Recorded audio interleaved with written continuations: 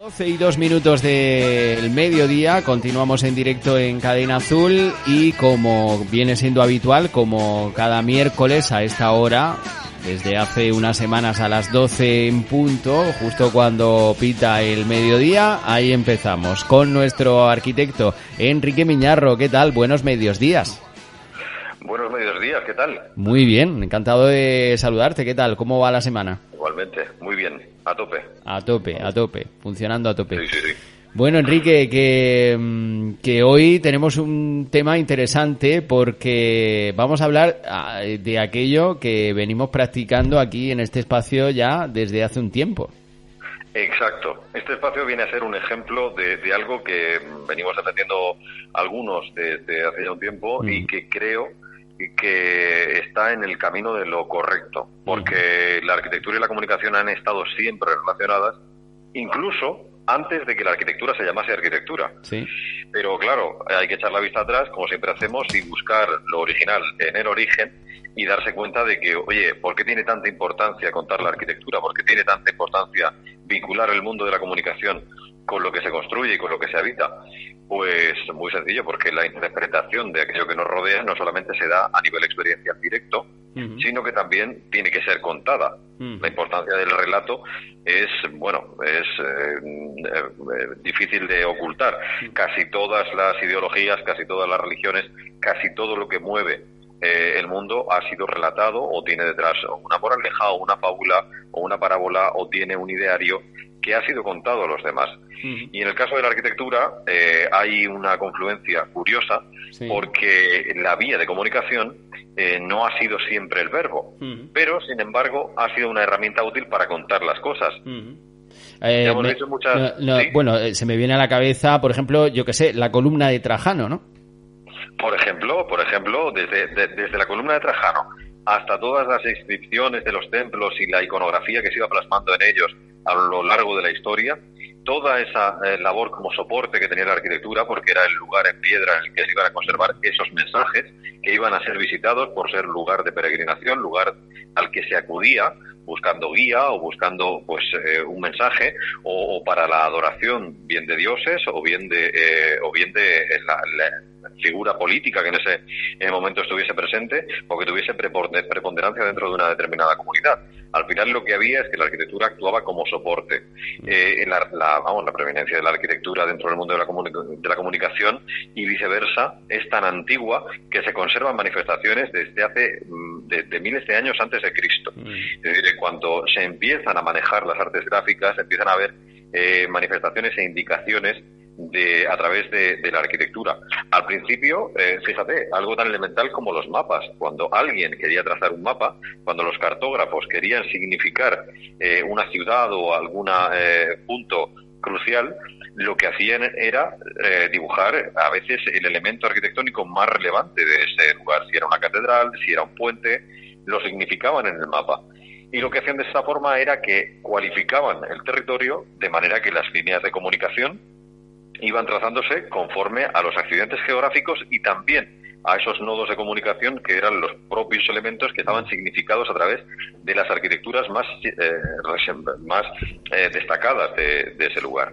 Pero claro, esto va evolucionando y pasamos de mapas muy rudimentarios en los que aparecen esas significaciones a las ciudades. Encontramos también representaciones enteras de ciudades cuando nos acercamos a esas ese modelo de Bastida o incluso las ciudades de trama hipodámica que nos encontramos en la antigüedad. Todas esas son representadas en planos y son también cualificadas y cuantificadas, porque se sabía cómo de grande era una ciudad, cuántos habitantes tenía y dónde estaban las cosas. Todos estos factores tan elementales van evolucionando a lo largo de la historia y van plasmándose en pinturas, en otras arquitecturas, en grabados, hasta que empiezan a implementarse en formas del arte que lo reflejan. Yo acabo de ver una imagen de una pequeña escultura de una vivienda del año 2800 antes de Cristo.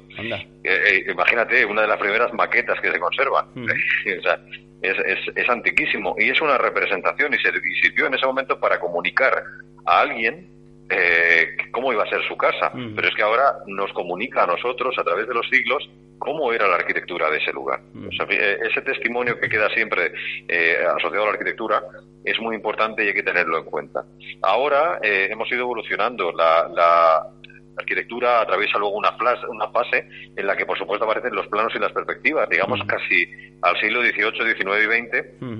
Hemos pasado por el Renacimiento conscientemente porque eso nos llevaría muchísimo tiempo, pero la evolución gráfica de la arquitectura viene a cruzarse con la ingeniería casi en el siglo XVIII y XIX. Es decir, ya no solamente utilizamos la belleza para seducir, para mostrarle a alguien cómo va a ser ese palacio, cómo va a ser esa catedral, sino que hace falta implementar la técnica para solventar los problemas que van a aparecer. Y aparecen esas perspectivas, aparecen esas axonometrías tan bonitas, despizadas, en las que de una manera magistral los arquitectos y los ingenieros empiezan a mostrar no solamente cómo va a ser ese espacio, sino cómo vamos a resolver cada detalle. Y esto, a lo largo de los siglos, va refinándose hasta que empieza a aparecer otro tipo de comunicación. Y es una comunicación estratégica, vinculado con qué quiero conseguir o qué quiero obtener de la arquitectura. Y a este respecto, nos plantamos en el siglo XIX y XX y voy a poner un ejemplo pues muy curioso, a título anecdótico, pero que es muy ilustrativo. Frank Lloyd Wright, uno de los mayores arquitectos, de los maestros de la arquitectura del siglo XIX y XX, cuando comenzó a trabajar por su cuenta, lo primero que hizo fue anunciarse en una revista que había en las peluquerías. Buscó un público objetivo y empezó a dibujar la casa de los sueños de esas personas que estaban en la peluquería, de las señoras, porque sabían que era el público objetivo capaz de convencer, eran las que iban a luchar porque se llevasen a cabo esos proyectos. Y él enfocó la comunicación en un medio específicamente que era ese. Por supuesto, tuvo un éxito atronador. Automáticamente empezaron a lloverle las demandas de vivienda, empezaron a tener una popularidad enorme, y esto hizo que se convirtiese en un arquitecto de referencia entre todas aquellas personas que querían construir esa casa de sus sueños. Qué bien. Por supuesto, luego pasamos por el siglo XX y hay una arquitectura del poder que se vuelve casi panfletaria. Las manifestaciones de los partidos políticos, saltando de lo doméstico y de lo idílico de las casas de la pradera de Bright a las manifestaciones de de las tendencias soviéticas y de los suprematistas, pues imagínate si hay un recorrido grande. Pero hay una vía de comunicación que estamos hablando ahora mismo de papel. Hemos pasado de la piedra y de los grabados al papel, al final ya del siglo XX. Pero ya ha cambiado la comunicación de la arquitectura y cómo se utilizan la una a la otra en una especie de simbiosis indispensable. Me ibas a preguntar, dime.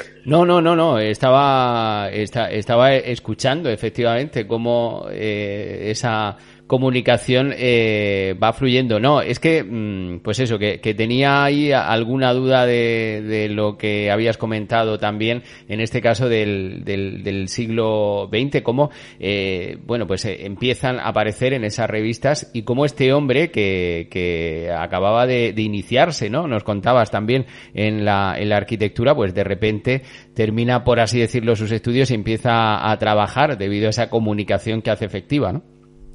Él había trabajado en otro estudio de arquitectura en Chicago anteriormente y había visto cómo se movía el mercado, pero él era muy hábil, muy inteligente y se dio cuenta de que en las reuniones que él tenía siendo un aprendiz o estando en el otro estudio, quien llevaba la voz cantante, quien tenía la capacidad de decisión, al final eran ellas, las parejas, porque eran las que se iban a encargar, las que iban a habitar la casa más que ellos.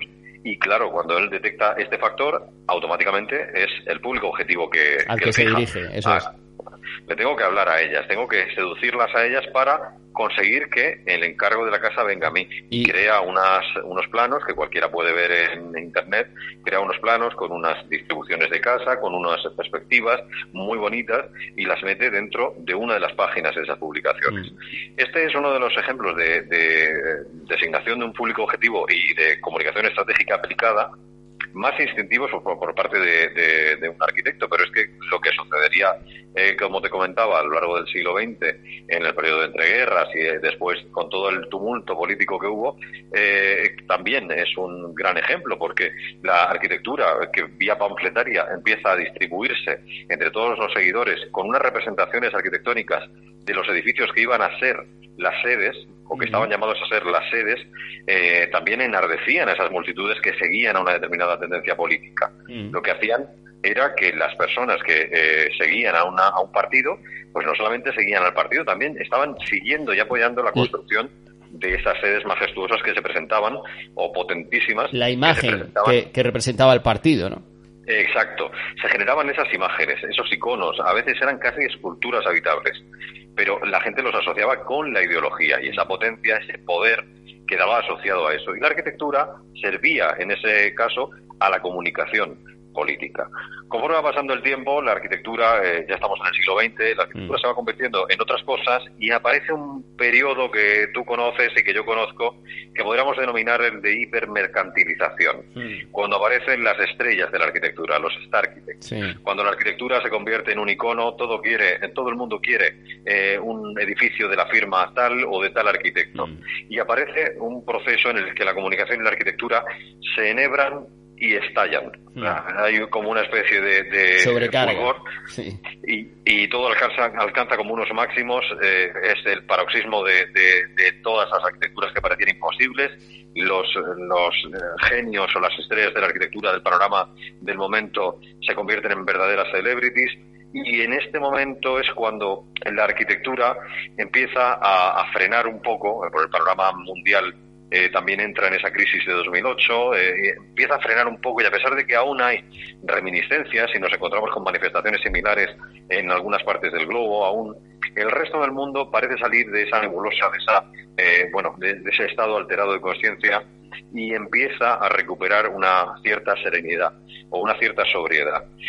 Nos queda siempre París, como decía la frase, siempre estarán los renders, siempre estará el cine. No debemos olvidar que en el siglo XXI, en la representación de arquitecturas de mundos que no existen, o de partes de ciudades que sí existen, con una arquitectura, un urbanismo completamente distinto, están ahí. Y a veces se sienta uno delante de una pantalla y ve partes de una ciudad como sería en el futuro distópico, que esto está muy de moda, o como podría haber sido en un futuro utópico, que nos lo muestra a todos. Pasado todo esto y alcanzados estos máximos, siempre viene un proceso de una especie de fase de regulación. Y ahora nos encontramos en una fase de equilibrio o de búsqueda del equilibrio, en la que nos encontramos inmersos los arquitectos que ejercemos a día de hoy. Y quería hablar de comunicación porque hay tres facetas dentro del mundo del hoy, dentro del ejercicio actual de la arquitectura, en el que la comunicación es indispensable. Y esto viene a notarse de una manera especialmente sensible cuando se trata con personas, cuando se trata con promotores, cuando se trata con comunidades, cuando se trata con empresas. Se nota muchísimo por una razón muy sencilla, y es que al final el factor humano reside en cada uno de esos tratos, cada uno de esos proyectos, y no solamente la técnica. Los tres puntos que yo he anotado aquí es, uno, la proyección hacia la sociedad, porque después de esa borrachera, después de esa birlibirloque, después de todo eso que había sucedido en los últimos años, puede que la sociedad no tenga muy claro qué es un arquitecto o qué puede hacer un arquitecto por la sociedad. Puede que la imagen esté desvirtuada o crean que nos dedicamos a otra cosa. En ese caso, el arquitecto tiene una primera responsabilidad, que es la de proyectar qué es la arquitectura hacia el exterior y qué puede hacer por la sociedad. Esto es importante porque define el valor de un oficio, de una profesión. Y si la gente no sabe lo que vale, ya lo hemos dicho muchas veces, no sabe lo que es, pues difícilmente va a pagar lo que vale. Claro. No va a entender muy bien el valor que reside en eso. El segundo punto es la comunicación hacia el cliente.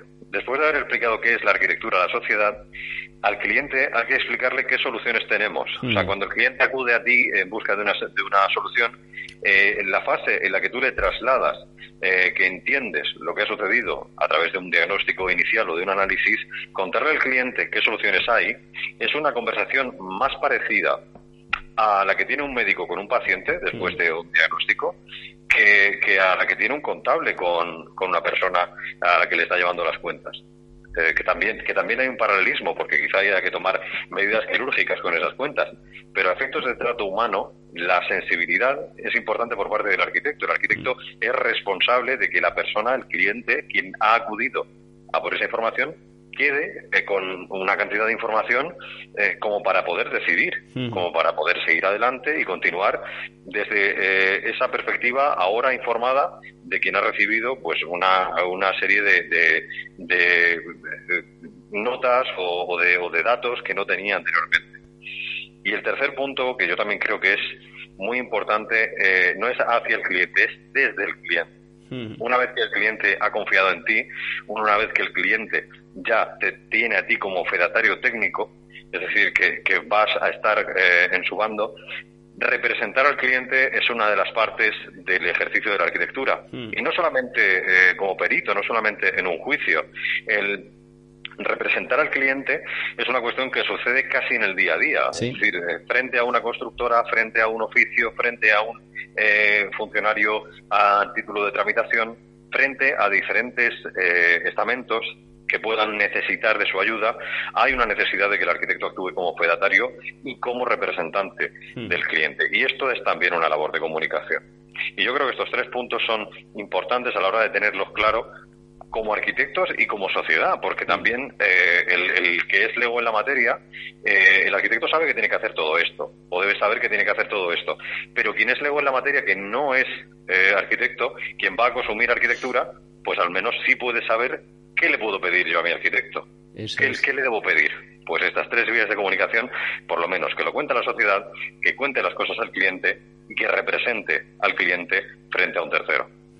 Yo creo que esto, como síntesis de arquitectura y comunicación muy, muy rápida, que podría dar para muchas conferencias, pero Enrique, está bien. Una duda. Cuando en el tercer punto hablas de representar al cliente, ¿te refieres en la imagen del cliente, en lo que proyecta, por así decirlo, su vivienda o no lo sé, de cara a otras personas? Es una vía que se da por hecho. O sea, cuando tú hablas en la primera fase del proyecto, en fase de diseño conceptual, con el cliente y el cliente te dice quiero que mi vivienda sea sobria y discreta, tú ya proyectas en ese sentido. Si el cliente te dice quiero que mi vivienda o que mi empresa represente potencia y grandeza, entonces el proyecto tiene otra línea de diseño completamente distinta. Eso es una vía de representación. La vía de representación de la que hablaba es una vía humana de representación, en la que, por ejemplo, si hay que negociar frente a una empresa constructora, o hay que certificar un pago, o hay que llevar a cabo cualquier auditoría de otros técnicos que están interviniendo, o hay que coordinar a terceros, en lugar de hacerlo el cliente, como venía siendo usual, por desgracia, es el arquitecto el que se encarga de hacer todo eso. De manera que el cliente no tiene que sufrir las tensiones de un sector que le es ajeno. ¿Cuánta gente te habrá dicho a ti que lo ha pasado fatal con la obra de su casa? Sí. Porque se peleaba con los albañiles y porque tenía muchísimos problemas. Bien, cuando interviene un técnico, cuando interviene un arquitecto, de lo que se encarga es de absorber todos esos impactos de manera que el cliente, ya que está pagando, ya que está haciendo un sacrificio y está pasando un proceso traumático como es una obra, que no absorba además en lo personal toda esa gestión, porque puede ser un perjuicio adicional. Cuando se contrata a un arquitecto, cuando se contrata a un técnico para que actúe en representación, esos primeros impactos de bala, por así decirlo, los absorbe él, porque está preparado para eso. Bueno, pues totalmente claro, comunicación y arquitectura, qué importante. Pues en esa vamos a seguir nosotros también, Enrique. Muy bien. Muchísimas gracias por estar con nosotros esta mañana. A vosotros siempre. Un abrazo fuerte. Feliz mañana. Igualmente, hasta luego. Hasta luego.